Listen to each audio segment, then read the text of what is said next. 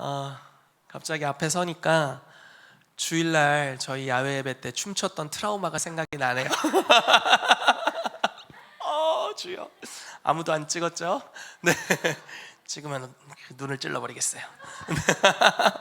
이발 목사님이랑 저랑 메리아스를 입고 춤을 췄던, 그래서 설교 제목이 염려를 다루라 뭐 이런, 누가 동영상을 촬영했을 것을 염려하지 말고 주님께 맡겨버리라, 이런 말씀으로 말씀을 나누게 됐습니다. 제가 오늘이 금식 마지막 날이어서 좀 힘이 없습니다. 근데 금식한 것 치고는 힘이 많이 있습니다. 완전히 굶지는 않았고요. 건강 보조 식품을 좀 섭취를 하면서 금식을 하고 있어요. 그래서 월요일부터 시작해서 계속 금식을 하고 있는데, 감사하게도 주님이 계속 힘을 주시는 것 같아요. 저희가 5786년을 앞두고 금식하는 시즌을 갖자고 했잖아요. 저기 적어주신 분들은 그렇게 많지는 않은 것 같지만 아마 여러분들이 적지 않고 하셨을 거라고 믿고, 오늘이라도 늦지 않았다, 오늘 야식이라도 굶어라. 아무도 아멘을 안 하는 걸 보니까 별로 이렇게 그렇습니다. 그래서 우리가 좀 5786년을 준비하는 그런 기간으로 가졌었는데, 하나님께서 이제 앞으로의 새해, 유대력으로 이 새해에 큰 은혜를 주실 거라고 믿고요. 2025년이 말미에 또 2026년에 놀라운 은혜를 주실 것을 믿습니다. 특별히 염려를 다루라는 주제로 말씀을 같이 나누기를 원합니다. 성경 구절을 같이 볼게요. 우리가 잘 아는 말씀인데 빌립보서 말씀입니다.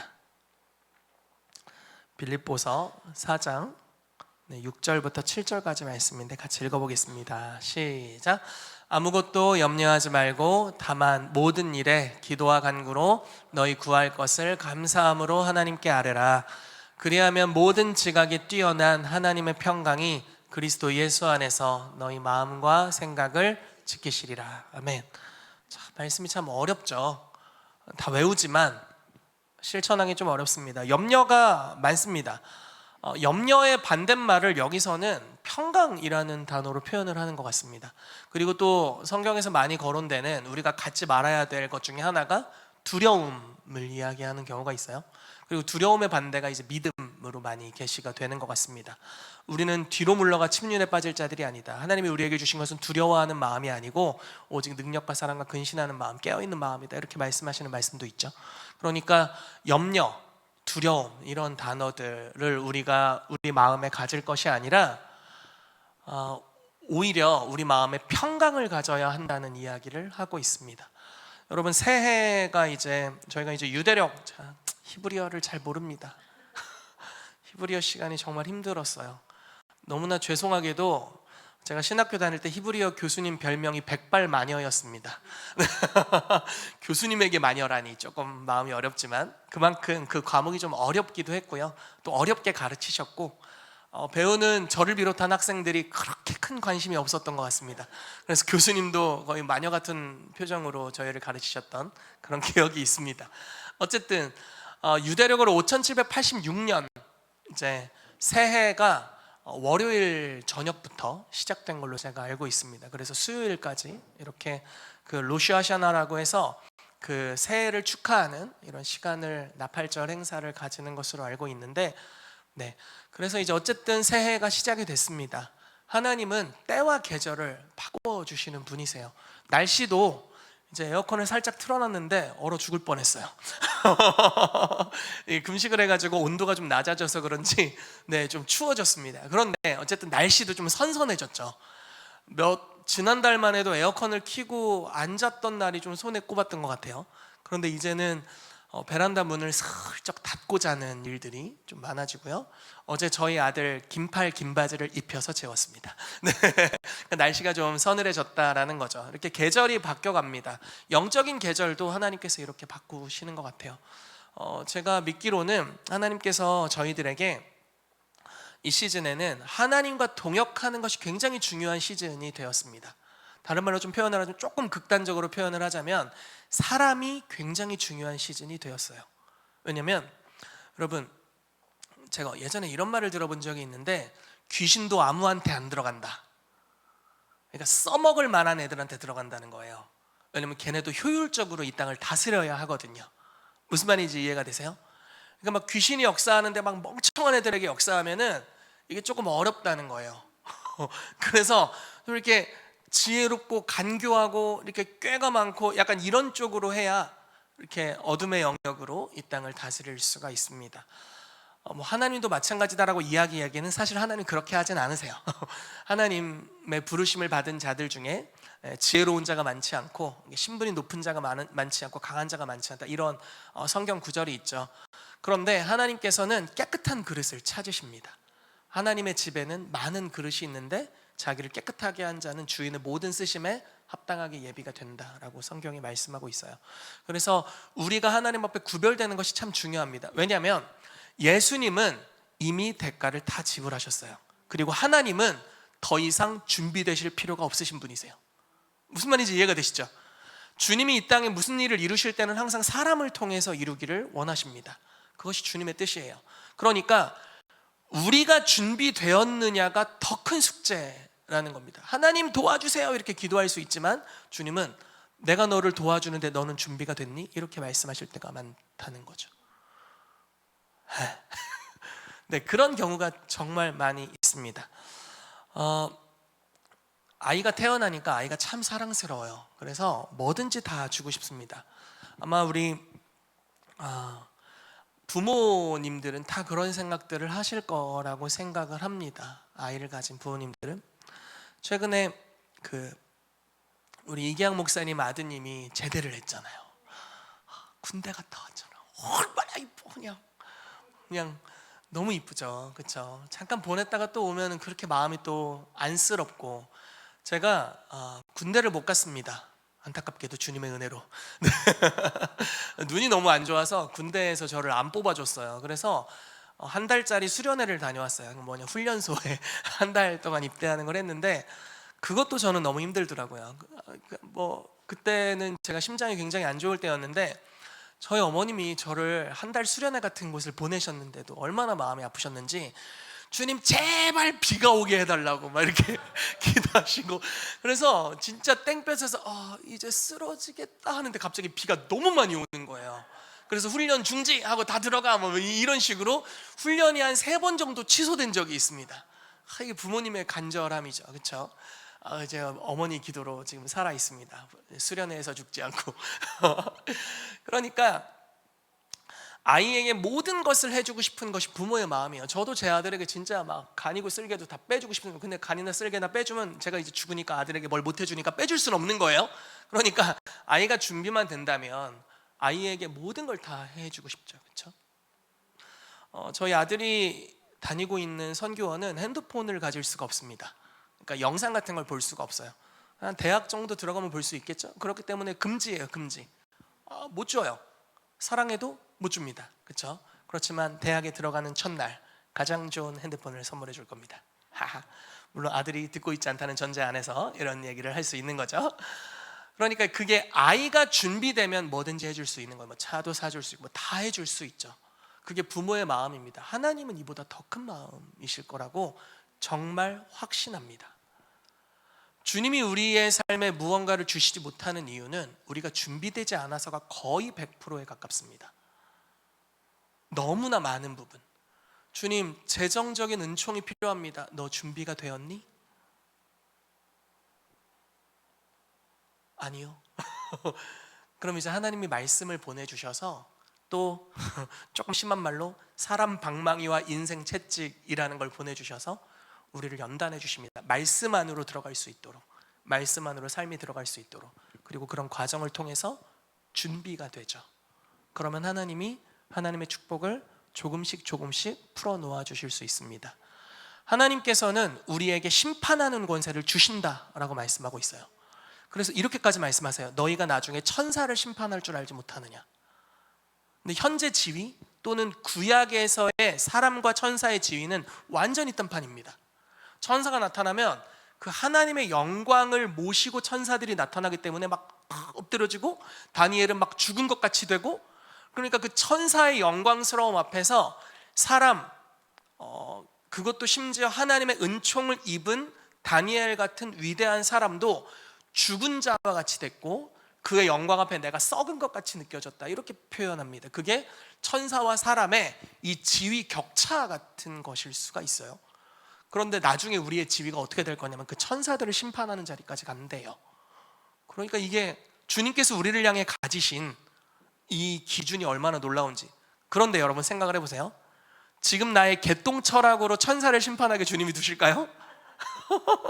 여러분, 선악을 알게 하는 열매라는 것은 이제 개인이 개똥철학을 갖기 시작했다, 이런 뜻입니다. 그러니까 내가 생각할 때는 이런 것 같아 라는 판단의식이 우리 안에 자리 잡게 되죠.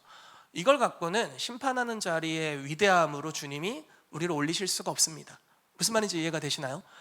주님은 예수 그리스도를 인자됨으로 인하여 심판하는 권세를 주셨다 말씀하세요. 그런데 그 테스트가 뭐였냐면 스스로 아무도 판단하지 않는 것이 그분의 준비된 모습이었습니다.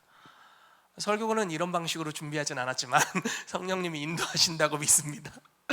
그러니까 스스로 아무도 판단하지 않도록 비워내게 하셨을 때 하나님이 어떻게 온 땅을 판결하시는지에 대한 지혜를 받을 수 있게 되었습니다. 그게 하나님이 준비하시는 것이에요.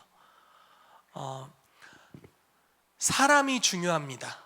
주님이 어느 날 이렇게 말씀하세요. 여호수아에게 내가 가나안 땅을 유업으로 주었다. 자, 하나님은 줬어요.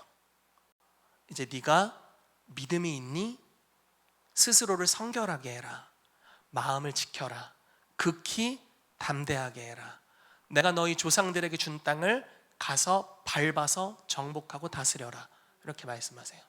준비된 만큼 갈 수 있는 겁니다. 저는 5786년이 그런 때라고 굳게 믿습니다. 하나님께서 저희 교회를 그런 여정으로 이끌어 가시는 것 같아요. 제가 말씀드렸죠. 얼마 전에 사역자들과 함께 주일 예배를 위해서 기도하는데 주님께서 그 여호수아 3장 말씀인 것 같아요. 3장 말씀을 주셨어요. 너희는 스스로 성결하게 하라. 내일 여호와께서 너희 가운데 기이한 일들을 행하시리라. 성결함과 관련이 있습니다. 이 말씀을 주시기 전에 여호수아 1장에 여호수아에게 주님께서 마음에 대해서 이야기하세요. 마음을 극히 담대히 하라. 그리고 말씀을 주야로 묵상하고 기록된 대로 지켜 행하라. 이렇게 말씀합니다. 다윗이 시편 119편에 말씀하기를 내가 주께 범죄치 아니하려 하여 주의 말씀을 내 마음에 두었나이다. 이렇게 이야기하고 있죠. 그러니까 마음을 지키는 법을 말씀하시고 이제 줬어. 네가 가는 만큼 다 네 땅이야. 이렇게 말씀하시는 거예요. 그럼 저는 이 시즌에 저와 여러분들이 이 마음이 깨어있게 되기를 정말 축복해요. 예를 들어서 이제 1년 동안 우리의 지경을 확장할 수 있는 놀라운 시즌을 주셨고 그 이후에는 이게 살짝 다칠 수, 예를 들어 그럴 리 없겠지만 다친다고 해봅시다. 그럼 이 1년 어떻게 깨어있는지가 얼마나 중요할까요? 그렇죠? 너무 중요한 시즌입니다. 요한 웨슬레가 이런 말을 했어요. 하나님, 나에게 나와 같은 사람 100명을 주십시오. 온 땅을 변화시키겠습니다. 이런 얘기를 했어요. 여러분들도 그렇게 기도하세요. 주님, 나와 같은 사람 100명을 주십시오. 난 별로 하고 싶지가 않아. 주님, 요한 웨슬레 같은 사람 100명을 주십시오. 이렇게 기도할 수 있겠는데 조금 그래요. 그러니까 이 사람이 얼마나 그 마음에 깨어있고 성령님을 의뢰하고 충만하고 주님께 의존적인 삶을 살았고 그리고 하나님의 손의 능력으로 자기를 통해 역사하시는 것을 많이 봤으면 그런 이야기를 하는 거죠. 여러분, 그런 시즌이 바로 이때입니다. 그러므로 여러분들의 마음을 지키시기를 예수 그리스도의 이름으로 축복합니다. 염려를 다루어야 할 이유 중에 하나는 기이한 일들은 큰 벽을 맞닥뜨릴 때 보통 일어나기 때문입니다. 여러분, 기적이 언제 일어나나요? 저 형통하고 건강하고 관계도 좋고 잘 먹고 잘 살고 있어요. 주님, 여기가 천국이에요. 그리고 곧 갈게요. 기적이 별로 필요 없을 수 있어요. 근데 앞에 요단강이 있네. 건너라고 하시네. 그럼 기적이 필요한 거예요. 이제 막 99살 됐는데 주님이 애 낳으라고, 그럼 그 기적이 필요한 겁니다. 그럼 기적이 필요한 거예요. 앞에 여리고가 있는데 여리고의 성벽 두께가 마차 2대가 지나갈 수 있는 두께였대요. 그러니까 우리는 1차선 도로, 양쪽으로 이렇게 된 1차선 도로만한 것이 성벽 두께였답니다. 성벽 자체가 집이었어요. 그게 얼마나 두꺼웠던 겁니까? 그 당시에 무기 뭐 대포 이런 거 아니잖아요. 칼, 창, 뭐 그런 거 없으면 이제 곡괭이 이런 게 이제 무기였거든요. 그걸로 그 성벽을 어떻게 무너뜨려요? 말도 안 되는 이야기죠. 그런데 주님께서 전쟁하라고 말씀하시는 경우, 12년 동안 혈루증 앓았어. 많은 의사에게 찾아갔으나 치유되지 못했어요. 아무 효험도 없고 오히려 괴로워졌습니다. 그리고 기이한 일이 그 다음에 일어나죠. 회당장 야이로의 딸이 죽기 직전이에요. 그리고 죽었어. 그리고 기적이 그 다음에 와요. 그러니까 여러분들의 삶에 기적이 임할 것입니다 하면 결코 좋은 예언이 아닐 수 있는데 왜냐하면 항상 기이한 일들과 함께 병행해서 오기 때문이에요. 참 아이러니합니다. 전 세계에서 가장 기적이 많이 일어나는 사역 단체를 저는 아이리스 미니스트리라고 생각하는데, 하이디 베이커와 롤렌 베이커 목사님이 이제 사역하시는 그 두 분 선교사님이 이제 대표로 사역하시는 미니스트리입니다. 전 세계에 퍼져 있고 2007년도에 제가 그분을 처음 알게 됐는데 그때 그 공동체를 통해서 2만 개의 교회가 개척됐어요. 그러니까 진짜 장난 아닌 거죠. 한국의 어떤 교단 뭐 이런 거랑 비교되는 수준이 아닌 정말 확장적인 역사가 일어나는 거예요. 어떤 방식으로 복음을 증거하나 봤더니 아이들과 함께 이제 트럭을 한 대를 몰고 복음 전도하러 갑니다. 그리고 예수 영화 CCC에서 만든 예수 영화를 이제 상영할 준비를 해놓고 막 고함을 지른대요.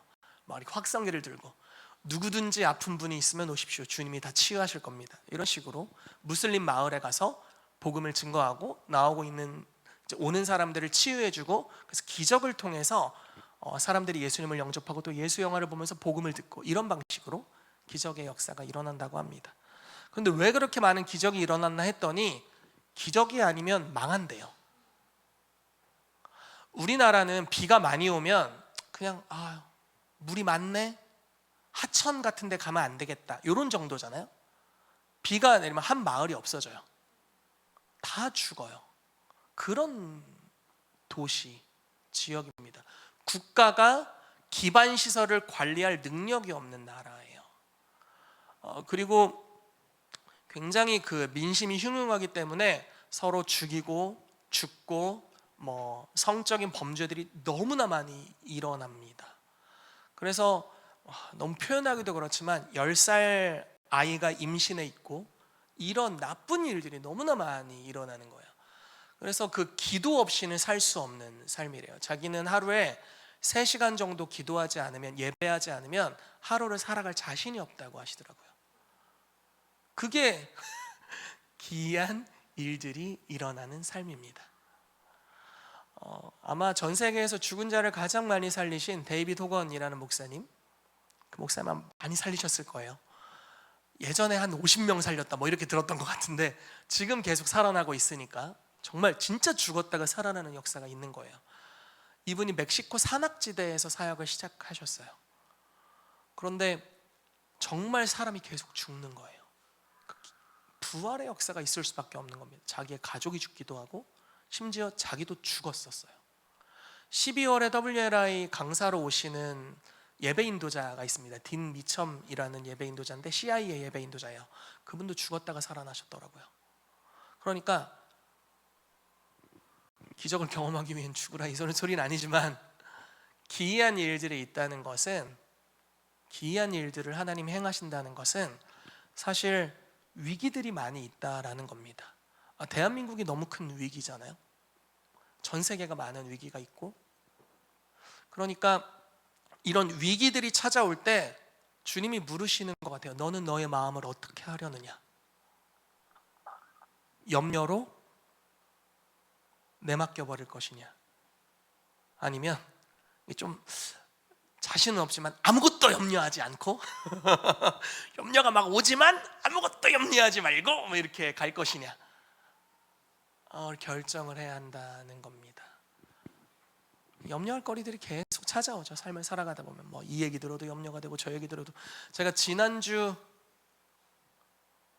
최근 월요일 말고요, 그 지난주 월요일에 그때 김가희 전사님이 저한테 연락을 주셨던 것 같은데, 목사님 진짜 춤 안 추실 거예요? 뭐 이렇게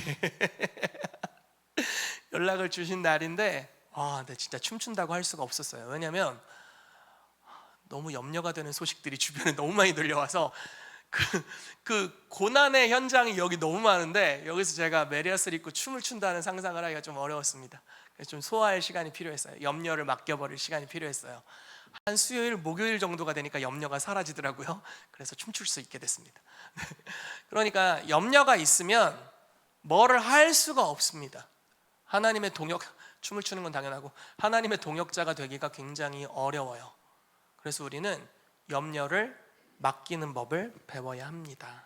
그래서 여러분 이 시즌에 하나님이 염려를 맡기라고 말씀하시고 염려하지 말고 기도와 간구로 나아가라고 말씀하시는 이 음성을 경청하시기를 예수 그리스도의 이름으로 축복합니다. 아멘. 자, 그래서 마음을 지키시기를 축복해요. 말씀을 읽읍시다. 잠언 4장 23절 말씀인데 같이 읽겠습니다. 모든 지킬 만한 것 중에 더욱 내 마음을 지키라. 생명의 근원이 이에서 남이니라. 아멘. 아멘. 자, 그리고 감사함으로 아뢰래요. 자, 아무것도 염려하지 말고 오직 모든 일에 기도와 간구로 너희 구할 것을 어떻게 해요? 감사함으로. 어떻게 감사함으로 아뢰을 수가 있을까요? 주님, 나 지금 너무 어려워요. 몸이 너무 아파요. 주님, 문제가 하나, 둘, 세 개, 네 개, 한 100개 있네요. 머리가 터질 것 같아요. 근데 이런 어려운 상황인데 주님이 감사함으로 하나님께 아뢰래요. 여러분, 이런 방식으로 좀 설명을 해볼게요. 하나님은 선하시기 때문에 감사함으로 아뢰을 수 있습니다. 계속 얘기를 좀 해보죠. 우리의 삶에 어떤 어려움이 있든지 주님이 시험을 감당할 수 있는 힘을 주십니다. 그렇기 때문에 우리는 감사함으로 아뢰을 수가 있습니다. 시험 당할 즈음에 피할 길을 주십니다.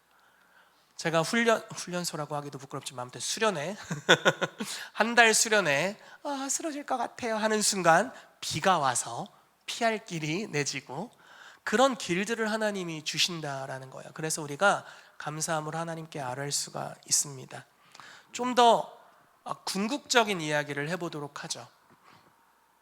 최근에 미국의 우파 운동을 하는 찰리 커크라는 하나님의 사람이 총에 맞아 죽었습니다. 제가 그거를 새벽에 일어나서 봤는데 너무 마음이 안 좋았어요. 왜냐면 그 바로 전주에 빌드업 코리아라는 한국에서 하는 그 성회에서 메시지를 나눴고 또 우리 친한 친구 목사님이 통역을 또 하셨고 그래서 뭔가 요즘 정서적으로 좀 혼자 내적인 친밀감이 있었는데 그리고 잘 원래는 제가 잘 몰랐었거든요. 근데 인스타에서 이렇게 그분이 이렇게 토론하는 대학생들과 토론하는 영상들을 계속 이렇게 보여줘서 그걸 보면서 굉장히 멋지다는 생각을 해왔습니다. 그리고 아무튼 그런 영상들을 계속 보고 은혜를 받고 있었는데 갑자기 그런 일이 일어난 거예요. 젊은 애 아빠였고 아이가 둘이었고 아이가 다 어리고요. 막내는 진짜 갓난이더라고요. 그래서 어떡할 것인가. 저 아내 되는 사람은 어떻게 되는 건가. 너무 마음이 아팠습니다. 그렇지만 선하신 하나님께서 찰리 커크의 영원한 삶을 이미 책임지셨다라는 믿음이 있고 사실 굉장한 괴로움이 아내에게 있겠죠. 너무 멋지다고 생각하는 것은 그분이 이제 추모식 예배 현장에서 자기 남편을 살해한 청년을 용서한다라고 선언했습니다. 놀라운 하나님의 사람이라고 믿습니다. 주님의 은혜를 계속 부어주신다라고 믿습니다. 그러니까 그런 하나님께서 한 사람의 영원을 책임지십니다. 이 땅은 악이 있고 죄가 있고 과도기적이고 많은 어려움이 있지만 주님이 영원을 책임지시는 거예요. 제가 믿는 것은 그 가정을 주님이 책임지실 겁니다. 아멘. 하나님이 우리의 영원한 삶을 책임지신다면 지금의 잠깐의 어려움을 책임지시지 않을 리가 없습니다. 그렇죠? 그리고 주님은 표현이 조금 잔인하고 가격할 수 있지만 내 생명보다도 복음이 귀한 것을 아시기 때문에 복음을 위해서 우리의 생명을 내어주는 것을 기꺼이 흠양하고 받으십니다. 그리고 영원한 삶에서 그걸 축복하세요. 그게 히브리서 11장 후반절에 나와 있는 내용들이잖아요. 믿음으로 말미암아 어떤 이들은 승리하고 나라들을 얻고 병든 자를 얻고 죽은 자를 받기도 하고 여러 역사가 있지만 어떤 이들은 구차히 면하기를 원하지 않고 심지어 톱으로 켜는 것, 이사야가 톱으로 켜서 죽임당했다는 걸로 제가 알고 있습니다. 여러 환난을 당했다. 그런데도 주님을 떠나지 않고 부인하지 않고 대가를 지불하죠. 이러한 사람들은 세상이 감당치 못하도다, 이렇게 이야기하고 있습니다. 주님이 그걸 받으세요. 그리고 영원한 삶에서 그것을 책임지십니다. 그렇기 때문에 감사함으로 하나님께 아뢰을 수가 있습니다. 물론 여러분들 빨리빨리 천국에 가라는 말씀은 아니지만 우리가 영원한 삶의 여정 안에서 오늘을 볼 수 있을 때 우리가 어려운 환경임에도 불구하고 감사할 수 있습니다. 그렇죠? 그렇게 되시기를 예수 이름으로 축복합니다. 조금 가벼운 예화를 준비했는데 너무 무겁게 해서 가볍게 가기가 조금 어려운 것 같아요. 제가 저희 아들을 참 사랑하지만 5일 정도 아들이 저희 집에 있습니다. 그리고 이틀 정도를 할아버지 할머니네로 보내요. 5일 동안 책임지는 것도 굉장히 어렵습니다. 그래서 이틀을 보낸단 말이에요. 근데 여러분, 하나님이 우리를 영원히 책임지는 거예요. 저희는 하나님이 전능하시다라는 이유로 주님의 수고를 아무것도 아니라고 생각하는 경향이 있습니다. 그렇죠? 그러나 그렇지 않아요. 하나님 수고하십니다. 우리를 위해서 졸지도 주무시지도 않으시고 우리를 지키신대요. 그렇기 때문에 여러분, 영원한 삶을 책임지시고 영원의 관점에서 우리를 도우시고 우리의 삶에 역사하시는 주님이세요. 우리는 당장의 필요를 구하죠. 주님, 나 이거 급해 죽겠어, 왜 안 하는 거야? 이렇게 구할 수 있지만 하나님은 그 기도를 있는 그대로 듣기보다는 우리에게 유익한 방법으로 응답하십니다. 무슨 말인지 이해가 되세요? 조금 예화가 그런데, 강아지들이, 저는 강아지를 안 키워서 잘 모르지만 강아지들이 이렇게 야채를 잘 안 먹는다면서요?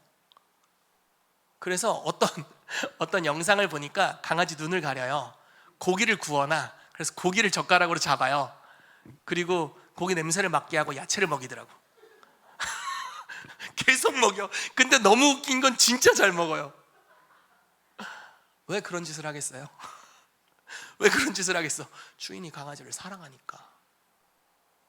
강아지는 고기가 먹고 싶대. 그러나 넌 야채가 필요해, 이거잖아요.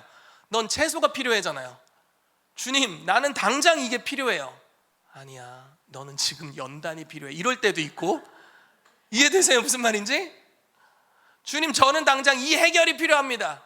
아니야, 나는 네 속에 지금 새로운 마음을 창조하고 있어. 이렇게 하실 수도 있는 거예요. 그러니까 어쨌든 주님을 의뢰하고 있는 이상 주님이 우리의 삶을 경영하고 계시기 때문에 감사함으로 하나님께 아뢰시기를 예수 그리스도의 이름으로 축복합니다. 아멘. 정말, 그리고 우리가 감사할 수 있는 한 가지가 있는데 로마서 5장 말씀 때문에 감사할 수가 있습니다. 그러므로 우리가 환난 중에도 즐거워하나니 이는 환난은 인내를, 인내는 연단을, 연단은 소망을 이루는 줄 알미니라. 여러분, 환난이 왜 올까요? 아주 극소수를 제외하고 환난은 죄 때문에 옵니다. 거의 극소수를 제외하고. 이게 욥의 케이스 같은 경우에요. 극소수가.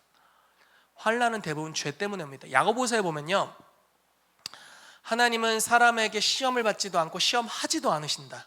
사람이 시험 받는 것은 지 욕심에 끌려 미혹됨이니, 이렇게 말하고 있죠.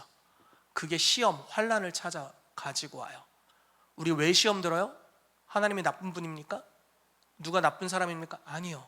보통은 우리 마음에 있는 극한 죄 때문입니다. 이걸 인정하지 않으면 이 시험에서 벗어날 길은 사실 없어요. 없습니다. 없어요. 다른 사람 탓하고 환경을 벗어났는데 동일한 어려움이 찾아오고 이런 일들이 반복될 뿐이죠. 그런데 주님이 얼마나 큰 은혜의 하나님이시냐면 환난이 옵니다. 이 환난은 왜 왔냐? 내 죄 때문에 보통 왔어요. 근데 그 환난이 나를 연단하고 주님이 나를 징계하시고 나를 말씀으로 채찍질하시고 내 마음을 새롭게 하시고 주님을 의뢰할 때 우리 속에 역사하시고 회개케 하셔서 인내하게 하시고요, 연단되게 하세요. 이 연단은 변화를 이야기하는 겁니다. 성품이 변화되고 새롭게 형성되는 거예요. 여러분, 저는 저희의 성품이 베드로후서에 말하고 있는 그 신성한 성품에 참여하는 은혜가 있게 되기를 예수 이름으로 축복합니다. 이 하나님의 성품, 하나님을 정말 마음으로 닮아가는 것에 대해서 갈라디아서 5장 말씀은 성령의 열매로 그것을 표현하고 있습니다. 사랑과 일학과 화평과, 이런 거 아시죠? 9가지 열매. 그리고 베드로 후서에는 이렇게 표현해요. 믿음의 덕을. 자, 믿는다는 건 그리스도를 믿는 것이겠죠. 그리고 거기에 덕을 세우는 거예요. 덕이라는 것은 그냥 믿는 것과는 다릅니다. 믿음과 덕은 뭔가 다른 사람의 유익을 위해 행동하는 거예요. 다른 사람을 세워주기 위해 하는 행동들입니다. 그래서 다른 사람을 세워주는 역할을 하죠. 덕에 지식에 형제우애를, 형제우애에 사랑을 더하라, 이렇게 말씀하고 있습니다. 그러니까 점점 더 우리가 변화되어 간다라는 거예요. 여러분, 5년 전보다 지금이 여러분들이 성격이 더 좋으시기를 예수 그리스도의 이름으로 축복합니다. 갈수록 이상해진다면 좀 방향이 조금 문제가 있어요. 지금 1년 전보다 훨씬 더 표독스러워졌다, 그러면 조금 문제가 있습니다. 귀신 쫓는 것 같더니 얼굴이 귀신 같다, 그럼 큰 문제가 있는 거예요. 그러니까 우리가 갈수록 그리스도를 닮은 사람들로 변화되어 가야 합니다. 그런데 주님은 어떻게 그 일을 하시냐면, 심지어 우리의 연약함으로 말미암아 발생한 수많은 문제거리들, 환난으로 말미암아서도 우리를 연단하시고 우리를 포기하지 않으셔서 결국 소망, 이 소망을 다른 말로 표현하면 하나님이 우리를 향해 가지고 계신 부르심, 비전, 주님의 꿈, 우리의 삶을 향한 주님의 선하신 계획, 빌립보서 1장에 말씀하고 있는 그리스도 안에서 시작된 착한 일, 이런 것들을 이루신다는 겁니다. 환난이 결국 소망을 이룰 거래요. 그러니까 바울이 논리적으로 환난 너무 힘들지, 그러나 나는 F가 아니라 T야, T. 나는 T다. 환난을 당해봤더니 소망이 이루어지네. 그러면 환난이 오면 즐거워하자, 이렇게 결정한 것 같아요. 그러니까 환난 중에도 즐거워하기로 결정을 해버리는 거예요. 이게 사도 바울의 영성이자 그의 마음이었습니다. 수많은 환난을 당할 때마다 자기가 연단되고 그리스도의 성품으로 새로워지는 걸 보면서, 환난을 당할 때마다 너무나 약해져서 그 약할 때 강함 되시는 하나님이 드러나는 것을 통해 나도 강해지는 것을 경험하면서 그가 환난 중에도 즐거워하기로 결정을 했답니다. 여러분, 이 동일한 스피릿이 저와 여러분들에게 임하게 되기를 축복합니다. 사도 바울이 이렇게 고백을 했죠. 이렇게 메인 것 외에는 다 여러분들이 저와 같게 되기를 원합니다. 사도 바울이 당한 환난 외에는 다 사도 바울 같이 되시기를 예수 그리스도로 축복합니다. 그래서 우리가 감사함으로 아뢰을 수 있다라는 거예요. 지금 여러분들의 삶에 염려를 가져다 주는 것이 여러분들을 영원한 죽음으로 인도하기 위한 것이 아닙니다. 조금 표현을 하자면, 죽을 수는 있어요. 죽을 수 있어요. 진짜 죽더라고, 죽을 수도 있어요. 그렇지만 영원한 죽음으로 가지 않아요. 여러분, 죽음은 하나의 과정일 뿐입니다. 그냥 통과하는 문이에요. 그런데 주님이 우리를 영원한 계획 안에서 이 잠깐의 염려거리들, 힘든 것들을 감사함으로 안으면 이 과정을 주관하실 거예요. 우리에게 가장 유익하도록 주님이 우리를 이끌어 주실 것입니다.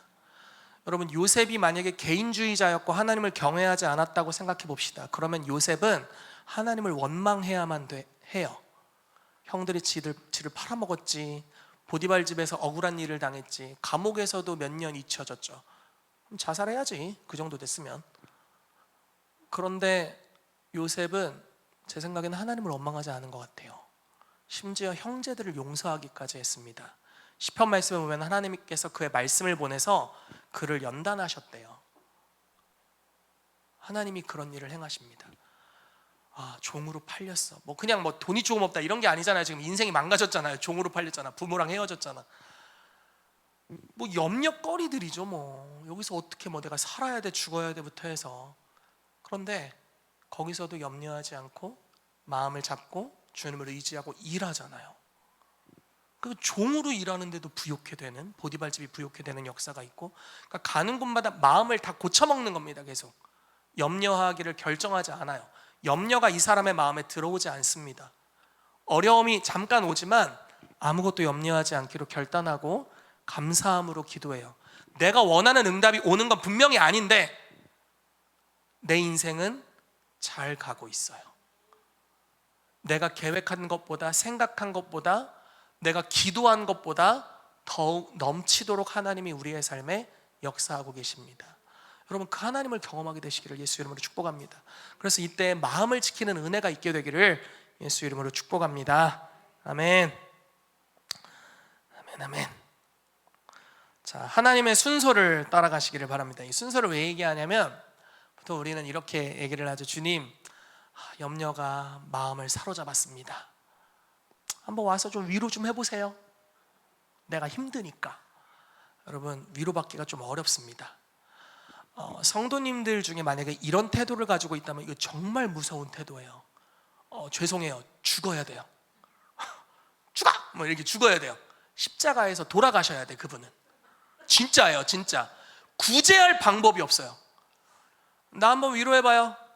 목사님, 나 한번 위로해봐요. 하나님, 전도사님, 나 한번 성도들아, 내가 이렇게 힘들다, 나 한번 위로해보거라. 구제할 방법이 없습니다. 진짜 구제가 안 돼요. 죽어야 돼요. 이건 자기중심성이잖아요. 주님이 이걸 죽이려고 십자가에서 죽으셨어요. 그래서 돌아가셔야 돼요. 주님은 주님의 순서를 가지고 일하십니다. 자, 우리는 염려가 있으면 자기중심적으로 막 원망을 해요. 너 때문에 그래, 너 때문에 그래, 너 때문에 그래. 그렇게 하다가 하나님 때문에 그래, 나 좀 위로해봐, 그럼 내가 믿어볼게, 뭐 이렇게. 주님은 그런 방식으로 역사하지 않으세요. 너무 영적으로 어리면 한두 번 정도 배려해 주실 수는 있지만 이게 유통기한이 있습니다. 진짜 유통기한이 있어요. 한 1, 2년 정도 있을 것 같아요. 그러니까 빨리 그 유통기한 안에 땡깡 부리고 탈출해야 돼. 십자가에 죽이고 얼른 내려와야 돼요. 주님은 어떤 방식으로 일하시냐면 이 말씀 순서대로 일하세요. 염려가 있어, 그러면 날 위로해줘, 이런 게 아니라 내가 결단하는 거야. 아무것도 염려하지 않을 거야. 나 기도할 거야. 간구할 거야. 근데 감사함을 할 거야. 언제까지? 그리스도의 평강이 나의 오감을 초월해서 나를 정복할 때까지. 이해되세요? 그러면 평강이 옵니다. 자, 문제가 그대로 있는데 아직 어떻게 해결해야 될지도 모르는데 아무것도 염려하지 않기로 억지죠. 사실 억지스러운 거예요. 의지적으로 결단하고 기도하고 간구하는데 그걸 감사함으로까지 해버려. 제정신이 아닌 거예요 지금.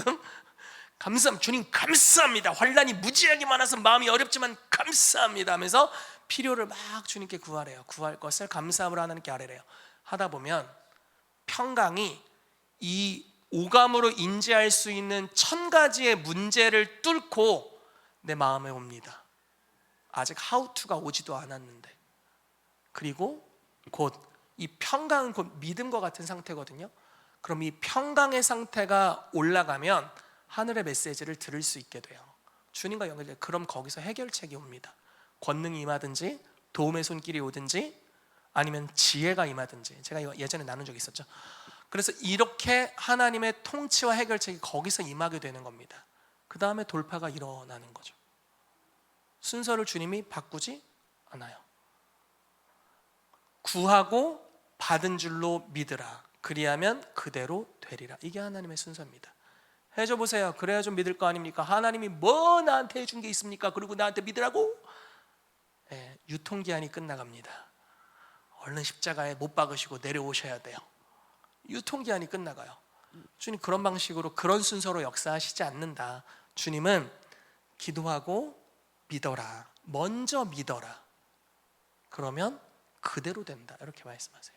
자, 아무것도 염려하지 말고 기도하면서 감사함으로 주님께 아뢰면 평강이 어느 순간 온대요. 그리고 응답이 와요. 여러분 이 패턴을 기억하십시오. 염려가 올 때마다 씌어먹으세요. 그래서 한 번 돌파하고 두 번 돌파하면 더 이상 그 동일한 종류의 문제들은 여러분들의 염려거리가 되지 않을 겁니다. 여러분, 여호수아가 가나안을 정복할 때 당한 그 테스트들을 한번 생각을 해보세요. 요단강이 앞에 있었습니다. 마음을 지켜야죠. 왜냐면 안 해보던 일을 해야 되니까. 물이 막 이렇게 차고 넘치는데 한 5m 정도 됐다고 해요. 거기를 제사장들부터, 자살 특공 되잖아 지금. 언약궤를 메고 제사장들부터 들어가래요. 아마 5m 있는 데까지 들어가진 않았겠지만 꽤 깊은 데로 한 발 디뎠을 때 들어갔겠죠. 그 발이 땅에, 그러니까 물을 밟아서 땅에 들어갔을 때 갈라졌어요. 그 마음을 지켜야죠. 그렇죠? 미리 표징을 보여주신 것도 아니고 그냥 가는 거잖아요. 여리고를 갔는데 안 하던 일을 시켜. 하루에 한 바퀴, 일곱째 날 7바퀴, 그리고 소리치고 나팔 불고 이런 내용이잖아요. 역사상 그런 일이 있어야지. 한 번도 없잖아요. 근데 주님이 여호수아에게 그걸 시키시죠. 아간이 죄에 빠졌을 때 아이성에서 전쟁에 패배하고 마음을 지키는 일에 실패했잖아요. 아간이 탐욕으로 하나님께 바쳐져야 될 죄물을 취하잖아요. 그러니까 마음을 지키는 영역을 또 말씀하시고, 또 기브온이 항복하러 왔을 때 성급했어요. 그리고 마음을 지키지 않고 주님께 묻지를 않았습니다. 그래서 진멸해야 될 민족이 포로가 되는 일들이 일어나게 됐고요. 다섯 왕이 연합해서 쳐들어오고 그것도 마음을 지켜야 되고, 계속 마음을 지켜야만 싸울 수 있는 일들의 연속이었습니다. 왜냐하면 전쟁터로 내몰렸거든요. 이걸 좀 오늘날의 방식으로 이야기해 볼까요? 나는 계속 신앙생활을 하고 있습니다. 그런데 갑자기 영적 공격이 시작됐어요. 뭐야 이거? 귀신이 왜 이렇게 역사해? 이렇게 되는 거예요. 마음을 지켜야 되는 거예요, 여러분. 하나님이 재정적인 영역에 축복을 주길 원하세요. 그 예를 들어 땅이라고 해볼게요. 예를 들어 기브온 족속이라고 해볼게요. 걔네가 쳐들어오는 거예요. 만몬의 공격이 있겠죠. 하나님이 건강의 축복을 주길 원하세요. 그 땅을 이제 정복하길 원하세요. 그러면 질병의 역사가 오지 않을까요? 하나님은 우리의 가정에 평강과 평안을 주길 원하세요. 그럼 우리의 가계도 가운데 역사했던, 이걸 친숙한 영이라고 표현하기도 하는데, 그 가계적인 스피릿이 우리의 삶에 역사하지 않겠어요? 전쟁 걸지 않겠냐고요. 자기의 영토를 빼앗기게 생겼으니까. 그때 마음을 그 스피릿에게 종으로 내줄 것이냐, 아니면 마음을 지키고 전쟁을 하고 하나님이 약속하신 그 유업을 취할 것이냐. 취하시기를 축복합니다. 아멘. 자, 말씀을 한 구절 더 보고 좀 마무리를 하도록 하겠습니다.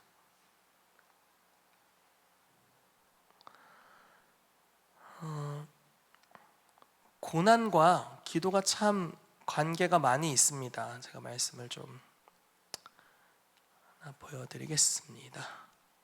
야고보서 말씀인데요, 야고보서 5장 13절부터 18절까지 말씀인데 같이 보도록 하겠습니다. 시작. 너희 중에 고난 당하는 자가 있느냐? 그는 기도할 것이요. 즐거워하는 자가 있느냐? 그는 찬송할지니라. 너희 중에 병든 자가 있느냐? 그는 교회의 장로들을 청할 것이요. 그들은 주의 이름으로 기름을 바르며 그를 위하여 기도할지니라. 믿음의 기도는 병든 자를 구원하리니 주께서 그를 일으키시리라. 혹시 죄를 범하였을지라도 사하심을 받으리라. 그러므로 너희 죄를 서로 고백하며 병이 낫기를 위하여 서로 기도하라. 의인의 간구는 역사하는 힘이 큼이니라. 엘리야는 우리와 성정이 같은 사람이로되 그가 비가 오지 않기를 간절히 기도한즉 3년 6개월 동안 땅에 비가 오지 아니하고 다시 기도하니 하늘이 비를 주고 땅이 열매를 맺었느니라. 아멘. 자, 말씀을 봅시다. 고난당하고 있다면 기도하래요. 여러분, 만약에 여러분 삶에 지금 고난이 있다면 기도하면 됩니다. 너무 뚜렷하죠? 즐거워하면 찬송하래요. 근데 자, 고난 중에 기도하는데 아까 아무것도 염려하지 말라는 말씀도 사실 같은 맥락의 말씀일 수 있습니다. 빌립보에 계속 고난이 있잖아요. 그리고 바울이 빌립보 감옥에 또 갇혔었잖아요. 그러니까 핍박과 환란이 계속 이 시대에 있는 거예요. 그러니까 염려거리가 많이 있는 거죠. 고난 중에 아무것도 염려하지 말고 감사함으로 기도해 이렇게 권하는 겁니다. 근데 여기는 살짝 다른 점이 하나 있어요. 이 야고보서 5장에는 자, 병든 자가 있으면 어떻게 하래요? 교회 장로들을 청하래요. 혼자 기도하라고 말하질 않아요. 여기는 교회 장로들을 청해라. 오늘날로 말하면 목회자들, 중직자들, 그래서 그들이 주의 이름을 바르며 기도해라. 믿음의 기도가 병든 자를 구원할 거다. 이렇게 말을 하고 있죠. 다른 지체를 통해 받는 기도가 너를 구원할 거야. 이렇게 말하고 있어요. 그리고 또 나오죠. 너희 죄를 서로 고백하며 병이 낫기를 위하여 서로 기도하라. 그러면서 그 구절이 의인의 간구는 역사하는 힘이 큼이니라. 여러분 이 맥락을 좀 잘 봅시다. 서로 기도하는 것을 이야기하고 있어요. 그냥 나 혼자 100시간 연속 기도 이런 게 아니라 그럼 죽는 거 아니야? 네. 함께 나의 연약함, 나의 삶에 왜 이런 환난이 왔는지에 대해서 예를 들어 아무래도 이 죄 때문인 것 같아 이렇게 고백할 수 있겠죠. 우리가 그럴 수 있는 관계들이 여기 많아지게 되기를 축복합니다. 우리 연약함을 고백할 수 있는 사실 내 삶에 지금 이런 문제가 있는데 어쩌다 이렇게까지 됐을까. 근데 내 생각에는 이러이러한 영역에 내 삶의 무절제 또 문제, 죄에 노출된 것 이런 것들이 있어서 그런 것 같아. 아마 이런 고백이겠죠. 서로 죄를 고백해라. 그리고 병이 낫기를 위해 기도하래요. 그러면 그게 의인의 간구라고 정의하고 있습니다. 이게 역사하는 힘이 클 거라고 말씀하고 있어요. 그래서 여러분 말씀의 결론 맺겠습니다. 염려가 있을 때 아무것도 염려하지 않기로 결정하세요. 그리고 기도하고 간구하는데 감사함으로 하세요. 자, 여기는 억지스러운 영역이에요. 이게 쉽지 않죠. 그렇지만 여러분 마음에 불안이 찾아오고 두려움과 염려가 찾아왔을 때 그 이상 진행하지 않기로 결정하셔야 돼요. 마음에서 그게 누룩처럼 내 마음을 사로잡지 않게 하기로 결정하셔야 돼요. 제 삶에 얼마나 제가 염려할 거리가 많겠어요. 어려움들이 많겠습니까? 우리 다 그렇죠. 그런데 제가 마음을 지키려고 노력합니다. 염려한다고 느끼는 순간 거기서 딱 멈춰버려요. 더 이상 이게 내 마음에 누룩처럼 퍼져오지 않도록 합니다. 그리고 평강이 임할 때까지 기도를 놓지 않아요. 계속 기도해요. 마음으로 찬양하고 예배하고 기도하고 주님을 계속 붙잡습니다. 왜냐하면 염려가 나를 잠식하면 안 돼요. 하나님의 임재가 나를 잠식하셔야죠. 그렇죠? 그래서 그때까지 기도하는 거예요. 그러면 곧 평강이 옵니다. 아직 해결책은 없지만 평강이 와요. 그리고 해결할 수 있는 지혜와 능력, 그걸 다룰 수 있는 권세가 우리에게 주어지게 됩니다. 근데 이것을 지체와 함께 하라고 야고보서 5장은 권면하고 있는 겁니다. 여러분 이런 은혜가 우리 성도들에게 이곳에 있는 모든 분들에게 풀어지게 되기를 예수 그리스도의 이름으로 축복합니다. 같이 기도하겠습니다.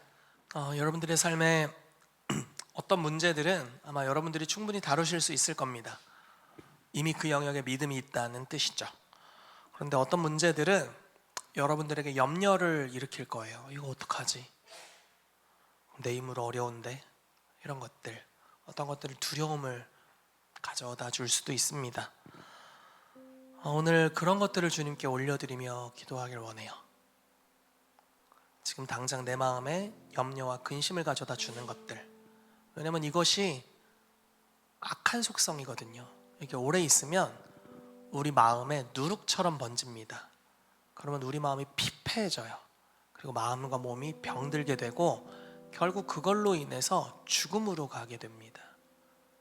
그게 삶에서 오랫동안 쌓여 있다면 아마 그 저주의 사이클이 우리의 삶에 있을 수도 있어요. 그런데 주님께서 그 패턴을 끊기를 원하세요. 염려가 있지만 염려하지 않기로 결단하고 다만 모든 일에 기도와 간구로 우리 구할 것을 하나님께 아뢰는 것입니다. 그러면 모든 지각을 뛰어넘는 하나님의 평강이 그리스도 예수 안에서 우리 마음과 생각을 평강히 지켜주세요. 처음엔 내가 지키는 거죠. 빼앗기면 안 돼. 마음을 지켜야 돼. 입술로 범죄하지 말아야 돼. 지키는 겁니다. 너무나 어렵지만 그리고 버티고 감사함으로 기도하는 겁니다. 그러면 주님이 곧 지켜주세요. 그리고 그걸 다룰 수 있는 능력이 저와 여러분들의 삶에 오게 됩니다. 그런 방식으로 주님은 5786년 기이한 일들을 우리의 삶에 행하실 수가 있습니다. 여러분들이 아마 1년 정도 이러한 연단과 훈련 그리고 하나님의 승리의 시즌을 맞닥뜨리게 되면 우리는 1년 뒤에 어마어마하게 성장해 있을 거예요. 다룰 수 없는 문제가 없는 사람들이 되어 있을 겁니다. 문제들이 찾아올 때마다 주님께 맡겨드리고 이것이 삶의 이 승리의 사이클이 되어서 언제든지 승리하게 하실 것이니까 하나님 오늘 우리에게 이 은혜를 주시옵소서.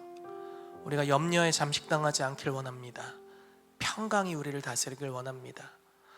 그래서 하나님 마음으로 믿어 의에 이르고 입으로 시인하여 구원에 이른다고 말씀해 주셨는데 우리의 마음에 임한 평강을 우리가 입술로 선포하고 또 로마서 16장 말씀 하나님이 사단을 평강의 하나님이 사단을 우리 발 아래에 상하게 하시는 것을 우리가 보게 하여 주시옵소서. 그래서 염려에 잠식당한 저주의 사이클이 우리의 삶에 있었다면 이제 염려를 이겨내고 평강에 잠식당한 그리고 생명을 얻고 더 얻는 생명과 승리의 사이클로 우리의 삶이 나아가도록 주여 우리를 붙들어 주시옵소서. 우리 이러한 기도 제목으로 우리 염려들을 주께 올려드리면서 같이 기도하도록 하겠습니다. 이 시간 우리 한 가지 더 같이 기도합시다. 여러분 이 시간 기도의 지혜를 잠시 나누길 원합니다. 어떠한 설교자들은 안타깝게도 두려움을 격동시킵니다. 이러면 큰일 난다. 예를 들어 이 나라 큰일 났다. 이럴 때가 아니다. 이제 막 끝났다. 이제 막 다 끝났다. 그러면 이제 두려움이 흐릅니다. 그러면 그 두려움이 동기부여가 돼서 어떤 행동을 하게 됩니다. 물론 옳은 행동을 하게 되죠. 안타까운 것은 권세가 없습니다. 거기에는 주님으로부터 온 권세가 없어요. 왜냐하면 평강을 잃어버렸거든요. 그런 방식으로 갈 것이 아닙니다. 예를 들어 나라를 위한 문제라면 나라를 위해 기도해야 합니다. 주님과 우리가 평강으로 연결될 때까지, 그리고 믿음으로 평강 안에서 말하고 행동해야 합니다. 거기에는 권세가 있습니다. 여러분 이 나라를 위한 기도 운동의 패턴이 좀 변화되도록 기도합시다. 지금 굉장히 어려운 일들이 많이 있죠. 최근에 소년보 목사님이 이제 감옥에 구속이 되셨고 윤석열 대통령도 재판을 받고 계시고 왜 이렇게 많은 납치 사건들이 있는지 모르겠습니다. 뭐 여기 있는데 또 왔더라고요. 어떤 노인께서 납치가 되셨다고. 심지어 대구는 모든 초등학교에 경찰을 배치했답니다. 정말 저는 너무 심각하게 생각하고, 중국에서 무비자로 사람들이 막 들어오고 있고요. 크루즈로 2,000명이 들어온 걸로 알고 있고, 아무튼 그런 여러 소식들이 있습니다. 정말 나쁜 소식들이 많이 있죠. 이런 이야기를 들을 때 두려움이 올 수 있습니다. 그렇죠? 그리고 이러면 안 돼, 행동해야 돼, 이런 각성으로 갈 수 있어요. 물론 옳은 행동으로 가는 겁니다. 그렇지만 여러분 이런 방식으로 가면 권세를 잃어버려요. 평강을 잃어버립니다. 평강이 깨지면 거기에는 권세가 없어요. 여러분 우리가 주님과 연결되어야 합니다. 이런 나라의 실태들을, 문제들을 가지고 염려로 기도가 시작될 수 있죠. 기도하십시오. 그러면 평강이 올 거예요. 그러면 주님의 지혜, 능력, 담대함, 행동해야 될 영역들, 이런 것들이 주님으로부터 오게 될 겁니다. 그리고 행동하면 됩니다. 그럼 거기에는 권세가 있습니다. 여러분 우리가 이 시간 나라를 위해서 좀 기도하며 나아갑시다. 초등학생들이 너무나 많이 납치되고 있다고 합니다. 이거 끊어져야 돼요. 이건 사단의 역사입니다. 물론 계획된 범죄들이겠죠. 뭐 장기 밀매부터 해서 여러 나쁜 이야기들이 많이 있는데 계획된 범죄, 이거 어둠의 영의 역사입니다. 이걸 이 나라에서 완전히 끊어버려야 됩니다. 먼저 기도로 우리가 이걸 싸울 수 있습니다. 또 나라의 여러 정세를 위해서 여러분들이 생각나는 염려가 되는 영역으로 시작할 수 있겠죠. 그러나 기도하고 평강이 올 때까지 기도합시다. 그러면 주님께서 그 이후에 해결할 수 있는 지혜와 능력을 주실 거예요. 그럼 그걸 가지고 믿음으로 행동하는 겁니다. 우리 같이 나라를 위해서 같이 기도하며 나아가도록 하겠습니다. 우리가 지금 마지막 한 가지 같이 기도합시다. 여러분, 이것을 기억합시다. 아무것도 염려하지 않고 감사함으로 기도하는 것입니다. 감사함으로 기도하는 것입니다. 좋은 일이 있어야 감사하는 것이 아니라 그냥 하나님을 신뢰하고 어려운 환경 중에 감사함으로 기도하는 것입니다. 환난 중에 의도적으로 즐거워하는 것입니다. 그러면 하나님의 평강이 우리를 애워싸고 있는, 나의 지각을 애워싸고 있는 이 환경을 뚫고, 잠식당해 버린 나의 오감을 뚫고 내 마음과 생각을 지키시고 그 안에서부터 평강이 흘러넘치게 될 것입니다. 그리고 그 평강의 하나님이 사단을 곧 내 발 아래 상하게 하실 것입니다. 여러분이 순서로 나아갑시다. 그래서 이 시간 우리가 감사의 기도를 주님께 올려드립시다. 하나님이 얼마나 좋으신 분인지 우리가 감사함으로 아뢰시다. 감사함으로 하나님을 찬양하고 하나님을 즐거워하고 하나님의 선하심을 선포하고, 그리 아니하실지라도 우리가 하나님께 감사하는 기도로 우리 잠시 나아가도록 하겠습니다. 같이 기도하겠습니다. 살아계신 하나님, 감사드립니다. 5786년 첫 주가 시작됐습니다. 하나님, 기이한 일들이 우리 앞에 있습니다.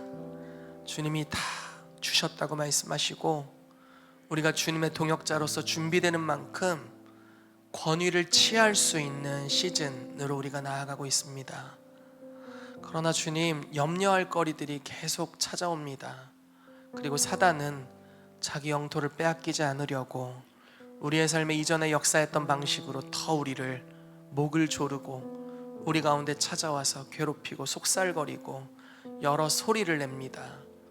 그러나 주님, 염려를 다루는 법을 이 시즌 배우도록 역사해 주셔서 마음을 지키고 염려를 내어 맡기고 감사함으로 기도할 때 평강이 우리의 삶에 넘쳐 흐르고, 주님, 그래서 평강의 하나님이 사단을 발 아래 상하게 하시는 것을 보게 되도록, 그래서 하나님께서 5786년 우리에게 주시는 모든 땅을 하나님의 동역자로서 취하는 한 해가 되도록 역사하여 주시옵소서. 주님의 이름을 찬양합니다. 영광을 주께 올려드립니다. 예수 그리스도의 이름으로 기도합니다.